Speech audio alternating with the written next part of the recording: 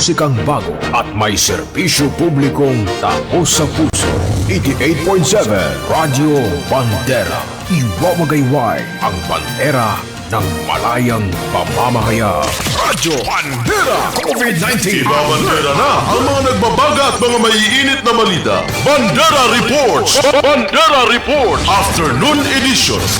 Police Reports. Hospital Reports. Market Reports. Weather Update. City Hall and Capitol Reports. Local, regional, national, and international news. Bandera Reports Afternoon Edition. And now, here's your anchorman. Radyo Bandera COVID-19. Alert!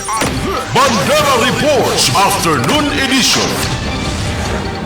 Bandera Reports Afternoon Edition. Magandang hapon, lalawigan ng Palawan. Magandang hapon, lungsod ng Puerto Princesa. Magandang hapon mga kabandera. Ngayon po ay araw ng Lunes, ika-28 sa buwan po ng Setyembre taong 2020. Bandera Reports Afternoon Edition. Mga kaibigan, tayo ngayon po sa bayan na po napapakinggan sa buong lalawigan ng Palawan, simula po norte hanggang sur. At tayo din po napapanood sa telebisyon, sa Channel 40 at sa ating pong Facebook Live mga kabandera, ang Radyo Bandera Philippines at ang Bandera News TV Philippines. Bandera Reports Afternoon Edition. Samantala, alas 4:11 po ng hapon mga kaibigan, at ang oras pong yan ay hatid po sa atin ito ng DTX 500. Ito po yung magandang proteksyon sa kidney dahil sa pagkakaroon po ng diabetes o ng mataas na blood sugar. Ang sobrang pagtaas ng inyong pong blood sugar ang sumisira ng inyong kidney. Alam ba ninyo yun? Kaya wag nang hintayin pang masira po ang inyong kidney, mag-DTX 500 ka na. DTX 500 ang epektibong pampababa po ng blood sugar, kaya para ma-prevent ang diabetes at bumaba ang blood sugar, mag-DTX 500. Isang capsule, 3 times a day, kasama ang exercise at ang pagkain. Goodbye, diabetes. Bandera Reports Afternoon Edition. Samantala mga kabandera, alas 4:12 na po ng hapon. Kuya unahin natin agad Kuya Dong, yung bayan ng Rojas kung saan isang magsasaka sa bayan po ng Rojas apektado dahil sa kasong o arestado dahil sa kasong reckless imprudence resulting multiple homicide. Sa detalye po ng balitang yan, kabanderang Japet Disaka, ibandera mo. Bandera Live Report. Magandang hapon na kabanderang Ed, arestado kagabi ng Rojas PNP ang isang magsasaka sa barangay Magara sa bayan ng Rojas dahil sa kasong reckless imprudence resulting to multiple homicide and damage of property sa ilalim ng criminal case number 3791. Inilala itong si Diomedes Macabenta de Guzman, 31 anyos at presidente ng nabanggit na barangay. Matagumpay na naresto ang suspect ng tropa ni Police Major Annalyn Palma. Bitbit ang arrest warrant na inisyon ni Honorable Judge Ronilo Beronio ng Municipal Circuit Trial Court. Kaugnay nito may nirekomenda naman piyansa ang korte na nagkakalaga ng 60,000 piso para sa kanyang pansamantalang kalayaan. Samantala sa ngayon ay nasa kustodiya na ng Rojas PNP ang suspect at nakadagda na rin presenta sa korte para sa tamang disposisyon na. Yan yung report mula dito sa Radyo Bandera Rojas. Japet Isaka para sa pinaka-respetado sa News in Current Affairs, Bandera News, Philippines. Bandera Live Report. Maraming salamat kabanderang Japet Disaka mula po dyan sa Radyo Bandera Rojas. Bandera Live Report. Samantala mga kaibigan, galing po ng Rojas, puntahan naman po natin Kuya Dong Abuan. Yun pong bayan ng Quezon kung saan bigla ang pagkamatay ng isang Brisel Mariano dahil umano sa nakainom ng alak, hindi mapaniniwalaan hindi pinaniwalaan ng pamilya. Sa detalye po ng balitang yan, kabanderang Kaiser Gomez, ibandera mo. Bandera Live Report. Ed, magandang hapon sa lahat natin mga kababayan. Hindi kuminsido ang pamilya sa biglaang pagkamatay ni Brisel Mariano na dahil sa kaiinom ng alak ang ikinamatay ng kanilang kaanak noong araw ng Huwebes, September 24 sa Barangay Isugod dito sa munisipyo ng Quezon. Sa pakikipag-ugnayan ng news team kay Oscar Mariano, tiyuhin ang namatay, nais silang paimbestigahan ang nangyari dahil bago umano namatay si Brisel ay mayroon itong mga naging kainuman. Bagaman wala naman umanong mga sugat ang kanyang pamangkin ay mayroon umano silang nakitang pasa sa liig nito na bagay na kanilang palaisipan sa kanilang pamilya. Ugnay niyan, 1 liter ang ipinadala ni Kapitan Cacho ng Barangay Isugod sa PNP Quezon kung saan nakapalog dito ang kahilingan ng pamilya Mariano na pag-aralan ang pagkamatay ng kanilang kaanak. Yan yung report mula rito sa Radyo Bandera Quezon. Sir Gomez para sa pinaka-respetado sa news and current affairs, Bandera News Philippines. Okay, yung Brisel na yan, babae yan, lalaki, ilang taon yan? Lalaki yan, kabandera niya, hindi na binanggit doon sa liham o sa liter na nanggaling kay Kapitan Glendy Cacho kung ilang taon na itong 30 taong gulang, kabanderang Ed. Okay. Itong si Brisel Mariano, lalaki ito kabanderang Ed dahil ayon niya kanina, usap rin natin itong tiyuhin niya na si Oscar Mariano na silang paimbestigahan dahil bago ito namatay kabanderang Ed, meron itong naging kainuman. Okay. Pagkaman wala raw sila nakita mga injury, mga sugat dito sa kanyang pamangkin, pero merong mga nakitang parang pasa sa liig kabanderang Ed, kaya pala isipan yan sa kanilang pamilya. Kaya nais ng pamilya para na rin din maayos na hindi na rin sila mapaisip pa, gusto nila yung investigasyon ng PNP dito sa insidente ito, kabanderang Ed. Pwede nilang ipa-undergo sa autopsy para malaman kung ano talaga yung sanay na kamatayan ng biktima, Teng.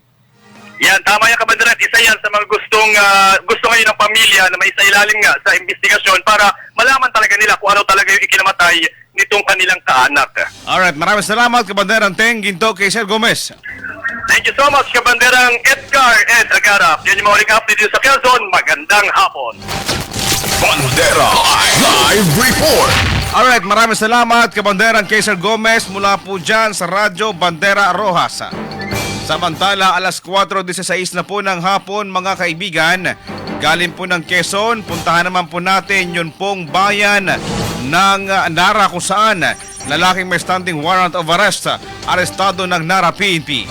Sa detalye naman po ng balitang yan, Kabanderang Spark Sase, ibandera mo. Bandera Live Report. Magandang hapon, bagsak sa kamay ng Nara PNP ang isang lalaking may standing warrant dahil sa kasong paglabag sa Presidential Decree 1602 o illegal gambling. Pasado alas 10 ng umaga kahapon sa may bahagi ng Barangay Elvita, Nara, Palawan. Inilala ang arestadong suspek sa pangalang Jerwin Bidico Calcelier, 24 anyos, residente sa nabanggit na lugar. Dinakip si Calcelier sa bisa ng warrant of arrest na inisyo ni Presiding Judge Melissa Grace P. Pirola ng Municipal Trial Court Nara dahil sa kaso na nabanggit sa ilalim ng criminal case number 4164 na may nakalampian sa nagkakalaga ng 30,000 piso para sa pansamantala nitong kalayaan. Naugnay niyan, nasa kustodiya na ngayon ng Nara PNP ang naturang suspek at nakatakda na itong iharap sa korte na siyang nag-issue ng warrant of arrest laban dito. Yan ang report mula dito sa Radyo Bandera Nara. Spark Sase para sa pinaka-respetado sa News in Current Affairs sa Bandera News Philippines. Bandera Live Report. Okay, maraming salamat, Kabanderang Spark Sase mula po dyan sa Radyo Bandera Nara. Bandera Live Report. Galing po ng Nara, mga kaibigan, puntahan naman po natin yung Radyo Bandera Batarasa kung saan isang lalaki sugatan at nawala ng malay matapos madisgrasya sa minamanehong motorsiklo sa bayan ng Batarasa. Sa detalye po ng balitang yan, Kabanderang Frank Toronco, ibandera mo. Bandera Live Report. Sugatan at nawala ng malay sa ang isang lalaki matapos madisgrasya ang minamanehong motorsiklo sa sitio Bungkol-Bungkol, Barangay Rito, Batarasa, Palawan. Ang biktima na kilala sa pangalan Joey Gudoy, 35 anyos sa residente ng sitio Kaysusan, Barangay Rito, Batarasa, Palawan. Ayon sa impormasyon, nakanap ng Radyo Bandera, bandang alas City ng gabi, pizza 27 taong kasalukuyan, mula sa sitio Bungkol-Bungkol ang biktima at pahaw ito sa kanila at binamaniho nito ang motorsiklo scooter 125 na rating at binabagtas ang kahaba ng kalsada at pagdating sa lugar na pinangyarihan dahilan sa nakainom ng alak at lasing ang biktima at mabilis ang takbo na wala ng kontrol sa Manibila na hulog sa kanal ang minamanihong motorsiklo sanin ng kanyang pagkadisgrasya. Nagtamo ng sugat sa muka, braso at tuhod ang biktima at nawalan ito ng malay. Kagad naman rumispondi ang mga tao sa lugar at ang biktima sa paggamutan at linapatan naman kaagad ng kaukulang lunasa. Mula sa Bandera News, Rio Babatarasa, Frank Tronco para sa pinaka-respetado sa news and charity force, Bandera News Philippines. Bandera Live Report. Maraming salamat, Manong Frank Tronco mula po dyan sa Radyo Bandera Batarasa. Bandera Live Report. Samantala, alas 4:20 po ng hapon mga kaibigan, galing po ng Batarasa, puntahan kagad natin yung bayan ng Rizal. Kundi yung pa rin pong mga motorista at ilang tricycle driver inireklamo ang pagpapasara ng exit road sa public market ng bayan ng Rizal. Alamin natin kung bakit sa report ni Kabanderan Jay Gamelo. Ibadera mo. Bandera Live Report. Inireklamo ngayon ng mga motorista at ilang tricycle driver ang pagpapatara umano ng exit road sa mismong public market dito sa bayan ng Rizal. Kanina, isinalang sa question and answer hours si Market Supervisor Helen Bracero kaugnay sa inirereklamong pagpapatara ng exit road sa public market. Nakaagad tinanong ni SBN May Baluyot, Committee on Tourism, Culture and Arts. Gusto mo nang malaman ni Baluyot kung ano ba ang plano ng market unit sa pagpapasara ng exit road. Nakaagad sinagot ni Bracero. Ayon sa kanya, para bigyang daan ang economic activities ng ilang mga negosyante na gustong mag-display ng kanilang mga produkto. Binuksan na rin ang bagong exit road na sa bandang likod ng public market. Ayon kasi sa ilang mga motorista at ilang tricycle driver, sayang sa fuel kung iikot pa sa bagong exit road na ibinigay ng market unit. Question din ni Vice Mayor Norman O ang bigla ang pagpapasara nito nang walang tamang koordinasyon sa mga kinauukulan. Inamin naman ni Bracero na may kakulangan sa komunikasyon ang kanilang tanggapan. Binigyan naman ni Ong ng suwestyon si Bracero na dapat magkaroon ng pagpupulo ang market office at mga personalidad na apektado sa naturang usapin. Yan ang balita mula dito sa Radyo Bandera Rizal. Jay Magbango Gamilo para sa pinaka-respetado sa news and current affairs, Bandera News Philippines. Bandera Live Report. Maraming salamat, Kabanderang Jay Gamelo mula po dyan sa Radyo Bandera Rizal. Bandera Reports Afternoon Edition. Samantalang mga kabandera, alas 4:21 na po ng hapon.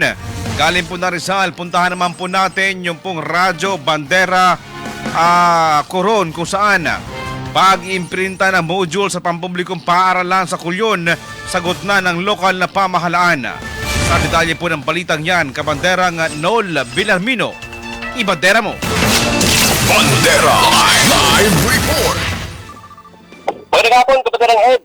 Dahil sa programang Malasakit sa Edukasyon, sinagot na ng lokal na pamahalaan ng bayan ng Kulyon ang pag-implementa ng modules sa lahat ng pampublikong paaralan sa nabanggit na bayan. Pinangunahan ito ni Mayor Binyang Nakasidibera sa inisyatibo na matulungan ng mga kabataan at magulang, patay na rin sa mga pangailangan ng mga guro at mga estudyante para sa new normal set-up ng pag-aaral at implementasyon ng modular distance learning delivery modality. Matatandaan na ang lokal na pamahalaan ay bumili ng 2 risograph machines at nag-assign na itinalagang mga kawani mula sa munisipyo na siyang mag-iimplementa.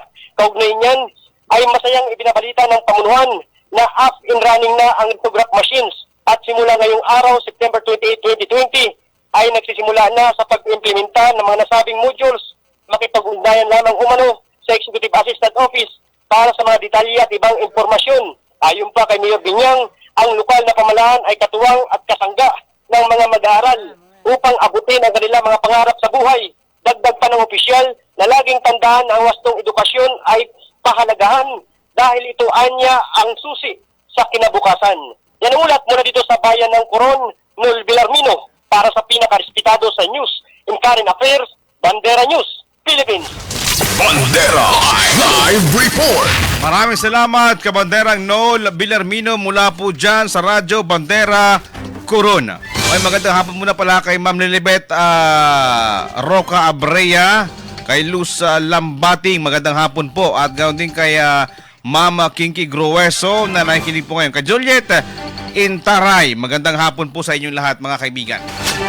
Bandera Live. Samantala mga kaibigan, galing po ng Coron, puntahan naman po natin yung bayan po ng Taytay kung saan ito isang patay na pawikan natagpuan sa dalampasigan ng Barangay Dibangan, munisipyo ng Taytay. Sa detalye po ng balitang yan, Kabanderang Leo Umadle, ibandera mo. Bandera Live. Magandang hapon, Kabandirang Ed. Isang patay na pawikan ng natagpuan ng mga residente ng Barangay Dibangan, Taytay. Samantala, ayon sa panayan ng radyo Bandera Taytay, kay Kapitan Hermoso ng nasabing barangay, ayon kay Kapitan, nakatanggap di umano siya ng isang tawag na galing sa kanyang mga opisyalis ng Barangay Dibangan na mayroon natagpuan ng isang pawikan sa dalampasigan ng nasabing lugar. Dagdag pa ni Kapitan Hermoso nang makita di umano ng kanyang mga opisyal ang ilang mga residente ang kalagayan ng nasabing pawikan ay may mga sugat sa iba't ibang bahagi ng katawan nito at ilang araw na itong papalutang-lutang sa dalampasigan. Kaya nangangamoy na ang nasabing pawikan. Agad naman gumawa ng aksyon ng barangay opisyal para ilibing na lang umano ang nasabing pawikan. Nanawagan ngayon si Kapitan Hermoso sa lahat ng ahensya na matulungan katulad ng BIFAR, PCSD, Philippine Coast Guard, PNP, Maritime at iba pa.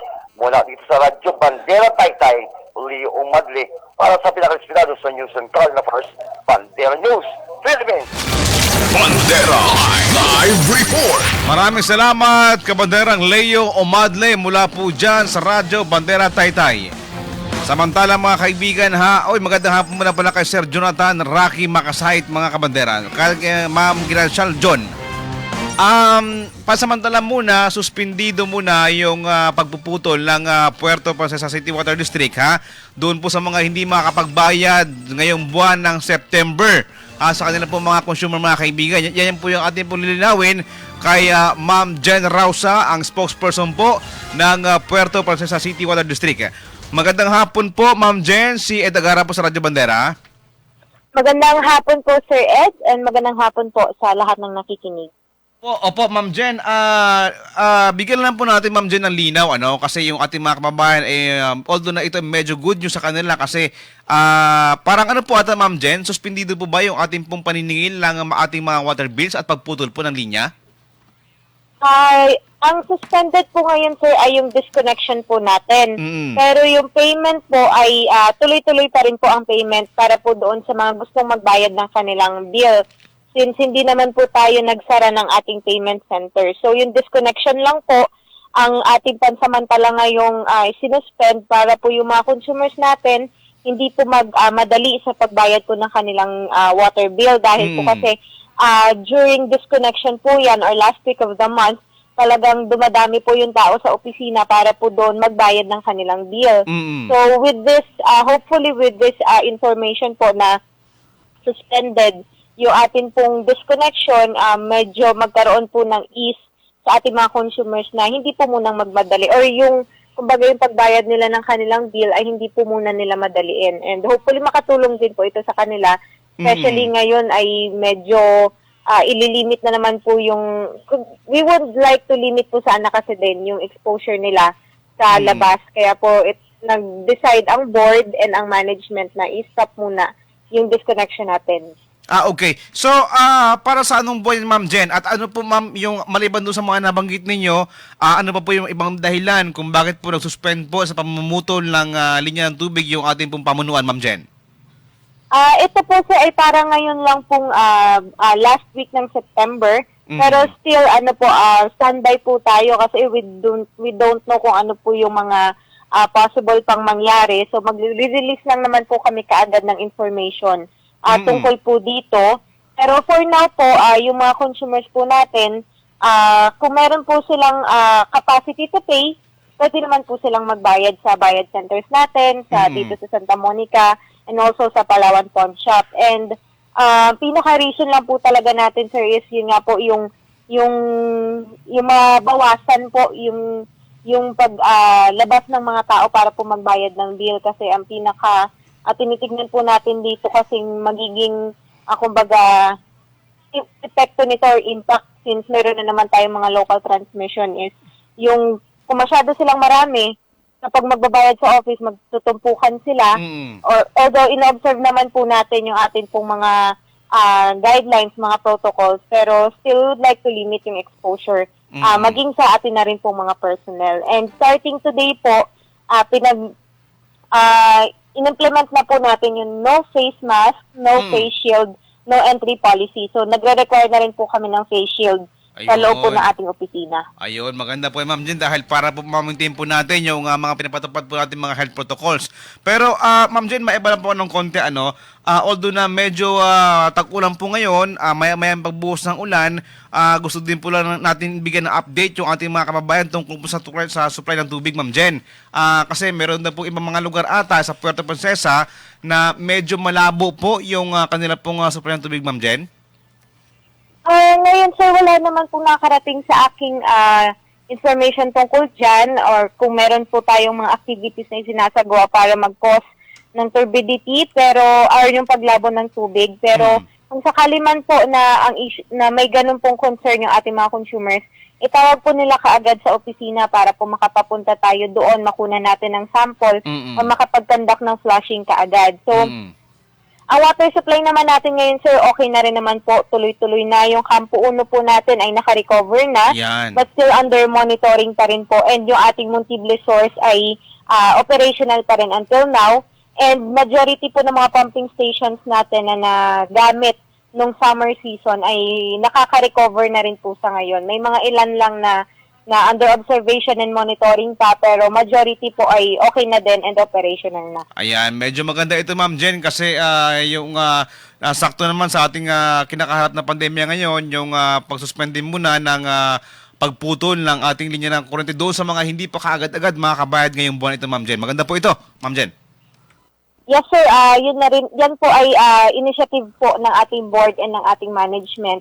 And hopefully, makatulong po ito sa ating pong mga consumers. Yan, okay. Maraming salamat po sa inyo, Ma'am Jen Rausa, at magandang hapon po sa inyo, Ma'am. Maraming salamat, sir, and magandang hapon din po sa inyo.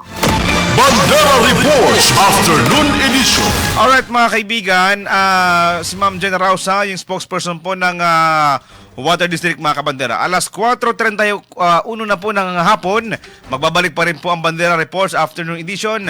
Makalipas lang po ang ilang paalala. Nature's Medic Anniversary Raffle Bonanza. Sa pagdiriwang ng ika-6 na anibersaryo ng Nature's Medic Center for Alternative Medicine, inihahandog ng Nature's Medic ang Anniversary Raffle Bonanza. Ingatan ang kalusugan dahil ito ang tunay na kayamanan.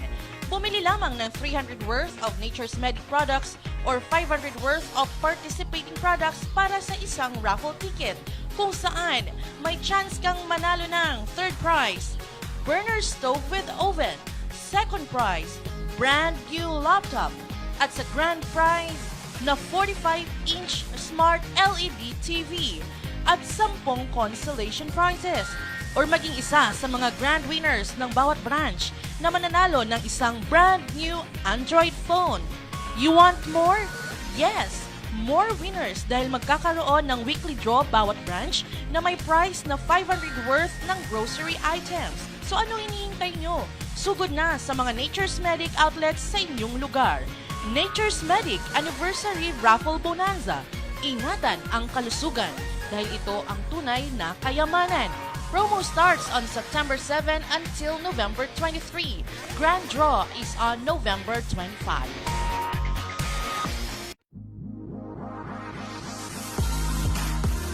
Sa ating Nature's Medic Taytay branch, ang nanalo sa ating weekly draw sa araw na to ay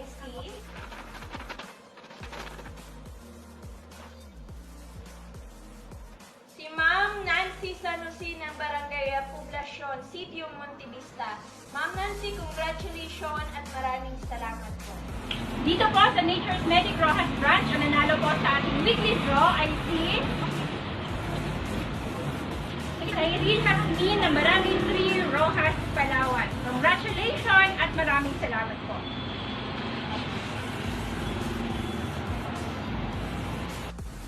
Para po sa ating Nature's Medic Quezon branch, ang ating lucky weekly winner ay si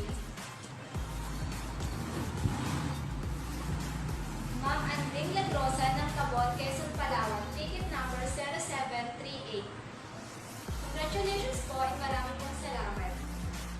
Dito po sa ating Nature's Medic El Nido branch, ang maswerte nanalo sa linggong ito ay si Josefina A. Gripo ng Barangay Villa Libertad.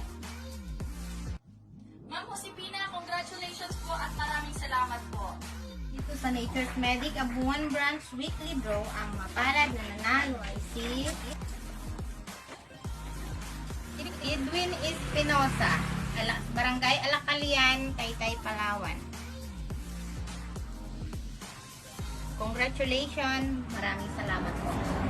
Morning everyone! Ngayon ay ang weekly raffle draw dito sa Nature's Medic Rio Tuban. Ang nabunot po natin ay si Antonio Sinay from Barangay Ukayan, Batalasa, Palawan. Congratulations, Antonio Sinay. Dito sa Nature's Medic Rizal Branch, ang ating weekly winner ngayong araw ay si Ginyaris Ginilin ng Punta Baja, Rizal, Palawan. Ayan. Congratulations at maraming salamat po. Dito sa Nature's Medic Brooks Point Branch, ang nanalo ay si Roman Maripusa ng Barangay Aribungos. Congratulations and maraming salamat. Dito po sa Nature's Medic Nara Branch, for weekly draw, ang maswerteng mananalo ay si May Marisa M. De Los Reyes, address Poblacion Nara, Palawan, 7 from Palawan. Maraming salamat po and congratulations. Nature's Medic San Vicente Branch, ang nanalo para sa weekly raffle draw ay si Mary Rose S. Senyo, New Agutaya, San Vicente, Palawan. Congratulations and maraming salamat po. Mulay natin. Ang ating pong lucky winner lucky winner po natin ay si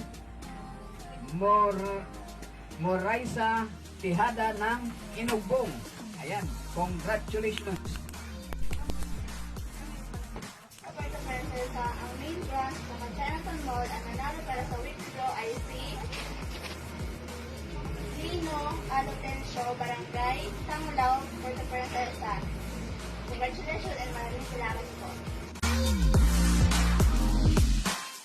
Basta balita at impormasyon, dito na tayo sa nangunguna. Bawat segundo, may kaganapan sa lipunan na dapat nating malaman. I-like at i-share lang ang mga balitang inilalabas sa ating official Facebook page.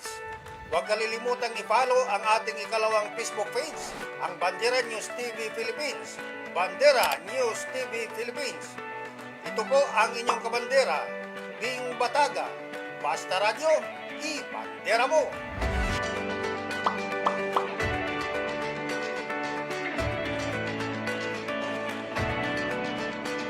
Naghahanap ka ba ng shipping lines na maaasahan sa pagdadala ng inyong cargoes? Moreta Shipping Lines Incorporated, ang nangungunang cargo shipping company sa Palawan na maaasahan. Ang mga barko ng Moreta ay bumabiyahe 3 beses sa isang linggo sa Palawan. Maaari kang magpadala sa Moreta Shipping Lines ng mga sumusunod: container cargo, refrigerated cargo, loose cargo, heavy lift cargo, mga sasakyan, at project cargoes, kagaya ng steel bars, mga bakal, at marami pang iba. Moreta Shipping Lines. On time, all the time. For increase, call 0917-844-2894. Moreta Shipping Lines. On time, all the time.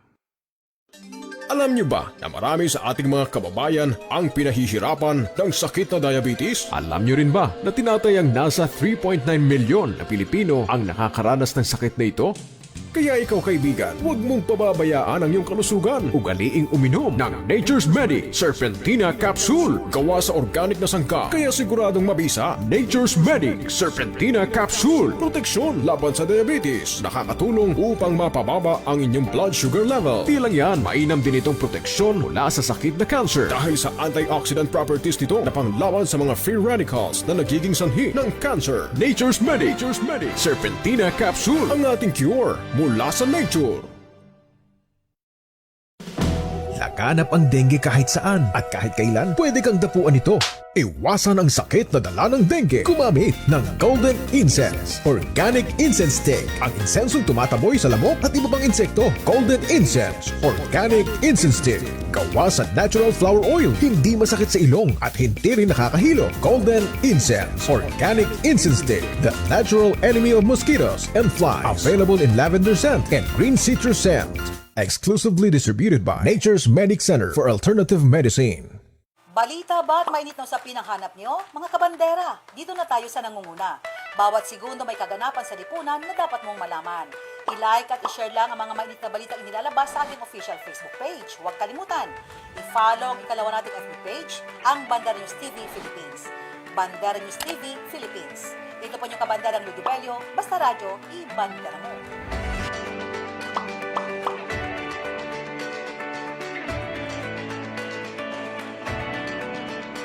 Basta't balita at impormasyon, dito na tayo sa nangunguna. Bawat segundo may kaganapan sa lipunan na dapat mong malaman. I-like at i-share lang ang mga mainit na balitang inilalabas sa ating official Facebook page. Huwag kalimutang i-follow ang ikalawa nating Facebook page, ang Bandera News TV Philippines. Bandera News TV Philippines. Ito po ang inyong kabanderang Louie La Rosa, basta radyo, i-bandera mo.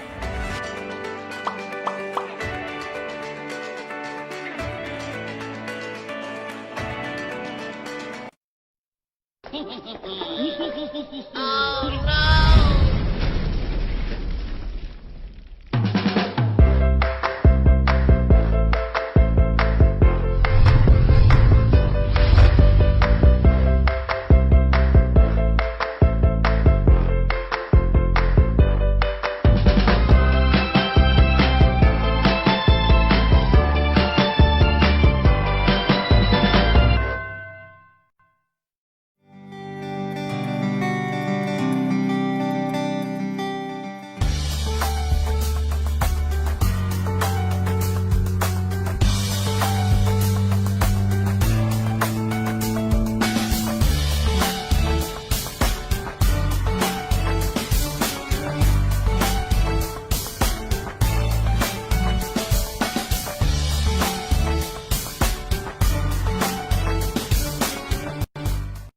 X500. Ako si Carmencita Santos, gumagamit ng DTX 4 months na.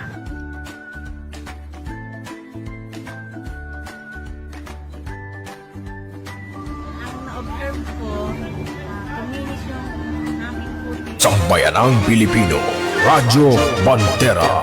Tahanan ng mga balitang totoo, musikang bago at may serbisyo publikong tapos sa puso.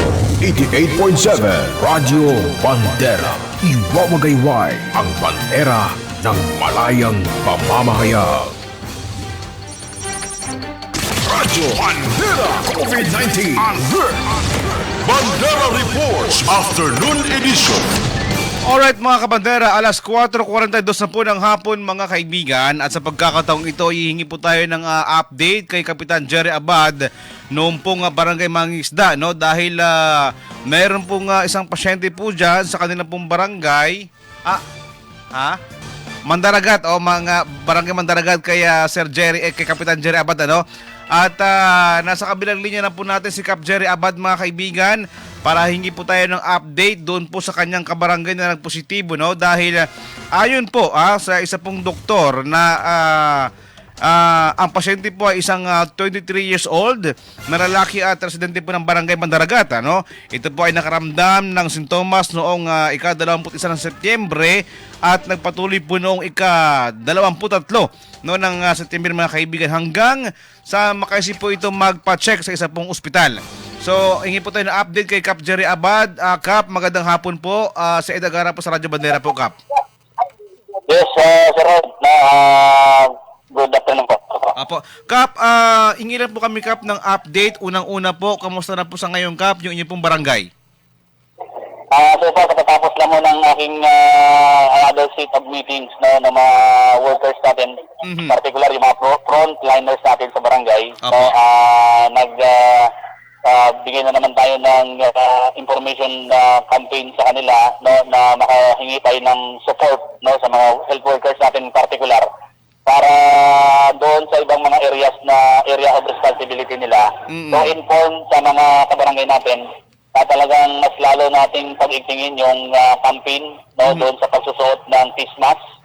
At kung kinakailangan ng P-shield, magpi-P-shield talaga, no, para lang ma-secured. At ngayong hapon din, kasamang Ed, ay inaantay na lang natin yung PNP personnel na magiging kasama namin, mag-iikot sa buong barangay natin, kasama yung ating mga barangay council, sila Kagawad Baroni, Kagawad Noli, para ikutin yung area ng barangay at mag-mimigapon, no? Meron kaming trompa na isinet up sa isang sasakyan namin dito sa barangay. Yun yung mag-iikot, no, para mag-disseminate ng information sa ating mga kabarangay. Yan, okay. So, Kap, linawin ko lang po, Kap, no, kasi meron po mga nagasabi at ilan po mga kabarangay ninyo na sila po nangangamba na baka raw po bigla mag-lockdown yung inyong pong barangay, Kap. So parang ngayon, meron kaming communications with IMT natin, sila Dr. Ben. Doon tayo nakabase kung ano yung recommendations nila. Pero nung nag-uusap kami ay hanggang sa ngayon ay walang recommendations yung IMT natin na para tayo ay magkaroon ng lockdown. So wala akong lockdown sa Barangay Mandaragat. As is pa rin, as usual, yung mga trabaho. Kung ano man yung mga pinapasukan nila. So, mananawagan lang ako kasamang Ed. Okay, kasi medyo masyado ng naapektuhan po yung mga iba nating kabarangay. Opo.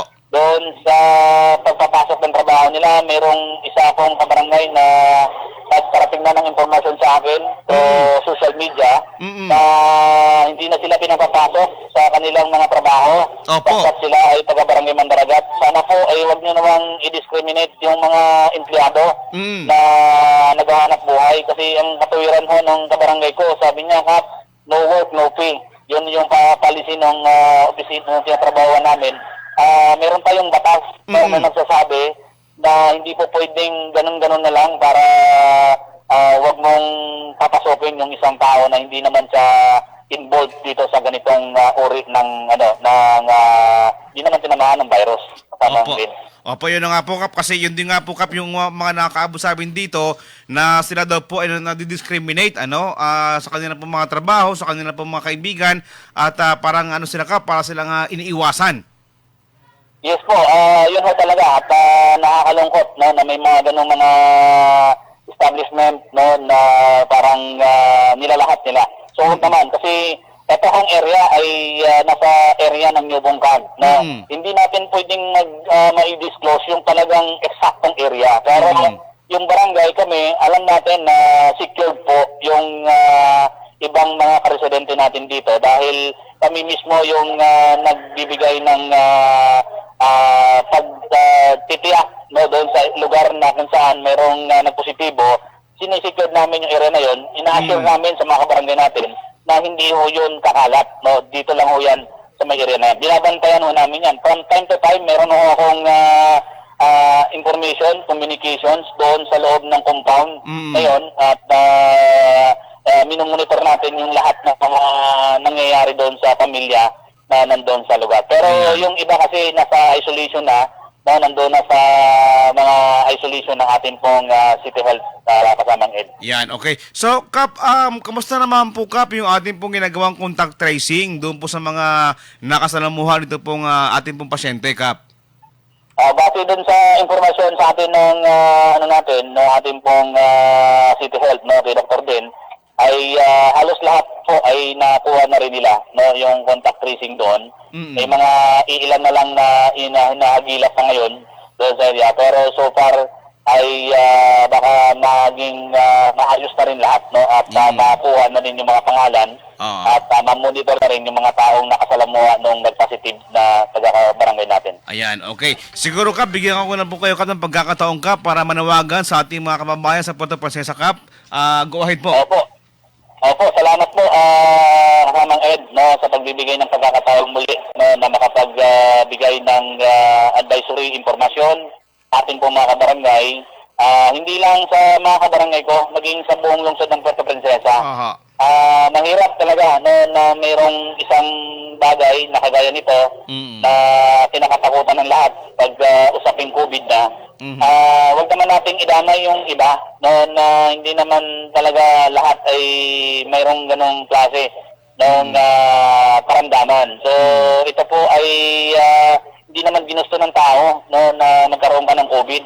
So yung mga nagtatrabaho na hindi naman sila ay affected dito, huwag naman nating i-discriminate. So yun po yung panawagan natin sa publiko, doon sa mga iba, sa may mga establishment na, kasi karamihan dito, kasamang Ed, sa barangay natin ay mga empleyado at katrabaho sa iba't ibang mga establishment natin dito, particular sa mga mall at kung saan-saan pang mga ibang mga establishment na dito nakatira, dito nagbo-board sa barangay Mandaragat. So, okay. Kaya doon, naputol ko doon, pakitawagin mo si Kapitan. Oo, kasi nakakaranas po ngayon ng diskriminasyon daw yung kanya po mga kabarangay, mga kaibigan. Kap, naputol po tayo, Kap. Go ahead po, tuloy po natin, Kap.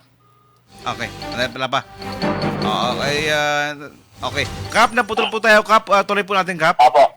Kami po ay sa level namin sa barangay officials, lahat po ng paraan na gagawin namin para lang makasiguro na ma-secure natin yung mga kabarangay natin ay gagawin ho namin. So, huwag mag-panic yung mga kabarangay natin dito sa barangay Mandaragat at huwag magbahala kasi alam namin na kontrolado natin lahat yan. Gagawa. Ang importante lang ngayon, kasamang Ed, ay sumunod sila sa health protocol na pinaiiral natin dito ng ating pamahalaan panlungsod ng barangay level na kung ano man yung ipinag-uutos. Pag sinabi mong magsuot ng face mask, dapat po sana lahat ay sumunod, Huwag po nating baliwalain kasi nakakalungkot lang dahil may mga iba na paulit-ulit na lang natin binibigyan ng advisory at sinisita, pero parang tila baliwala lang sa kanila yung ating pong kampanyang to na akala nila nasa normal na sitwasyon tayo ngayon, pero ang totoo niyan talagang ito na yung critical na sitwasyon dahil nasa parang new normal na ginagawa natin tong mga ganitong pagkakataon na dapat sana ay maging aware yung bawat isa na tayo po ay sumunod sa health protocol, sumunod sa kung ano man ang pinag-uutos na para sa ikaliligtas nating lahat. So yun lang naman yung pakiusap namin dito sa barangay. Kasi walang iba talagang nakakatulong sa sitwasyon natin na to kundi yung sarili lang din natin. So proteksyonan na hindi tayo mahawa ng virus na to, kasamang Ed. Okay, alright. Maraming salamat po sa inyo, Kapitan Jerry Abad, at good luck po dyan sa inyo, sir. Magandang hapon. Maraming salamat kasamang Ed. God bless po. Radyo Bandera COVID-19. Huwag niyo naman po discriminate yung mga taga-barangay barangay Mandaragat dahil mag-isa naman po ay hindi man po na talaga gusto yan, di ba? Kaya po nang binabanggit ni Kapitan Jerry kanina na meron po silang isang kabarangay na pinauwi po ng kanilang po empleyado dahil siya po ay taga-barangay Mandaragat na wala naman talaga siyang COVID, di ba? Meron tayong anti-discrimination law ha. Baka po ay kayo naman po yung mareklamo sa mga susunod na araw. Huwag tayong ganyan ha. Okay. Alas 4:52 na po ng hapon mga kaibigan. At yan na po ang naging kabuuan ng ating pong mga balita ngayon pong araw ng Lunes, ika-28 sa buwan po ng Setyembre taong 2020. Pangalan pa rin po ng buong puwersa ng Radyo Bandera Philippines Incorporated. Ako naman po ang inyong lingkod, Ed Agarap. Samantala, susunod naman ang Alerto 38 at inyo po dyan makakasama yung ating pong Smile Station Manager, Kabanderang Ludi Bello. Maraming salamat, magandang hapon. Bandera Reports Afternoon Edition.